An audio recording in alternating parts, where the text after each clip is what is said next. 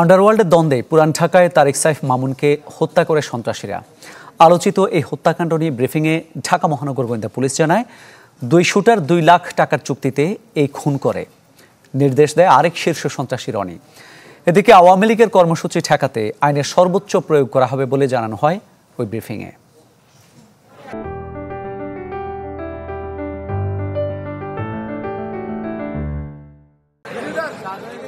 ব্যস্ত রাজধানীতে রোববার প্রকাশ্যে খুন করা হয় এক সময়ের শীর্ষ সন্ত্রাসী তারেক সাইফ মামুনকে। আদালত পাড়ায় ঢাকার ন্যাশনাল মেডিকেল কলেজের কাছে মাস্কে মুখ ঢাকা ক্যাপ পরা দুজনের পিস্তলের গুলিতে নিহত হন মামুন। এই 2 শুটারের একজন রবিন, অন্যজন ফারুক। হত্যাকাণ্ডের 32 ঘন্টা পর নরসিংদী থেকে তাদের গ্রেপ্তার করা হয়। গোয়েন্দা পুলিশ জানায়, মিরপুরের এক শীর্ষ সন্ত্রাসী রনির নির্দেশে 2 লাখ টাকায় মামুনকে হত্যা করে রবিন ও ফারুক। কিলিং মিশনে এখন পর্যন্ত 9 জনের সংশ্লিষ্টতা মিলেছে।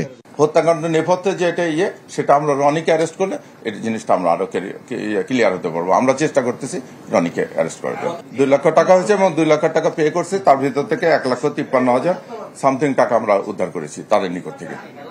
সংবাদ সম্মেলনে ঢাকা মহানগর গোয়েন্দা প্রধান বলেন, কার্যক্রম নিষিদ্ধ আওয়ামী লীগের 13 নভেম্বরের লকডাউন কর্মসূচি নিয়েও জানান, অপতৎপরতা ঠেকাতে আইনের সর্বোচ্চ প্রয়োগ করা হবে।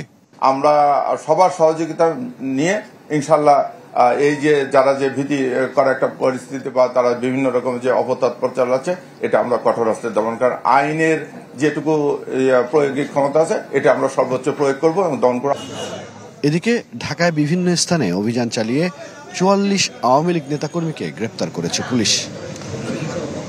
হিরণ খান, চ্যানেল 24, ঢাকা।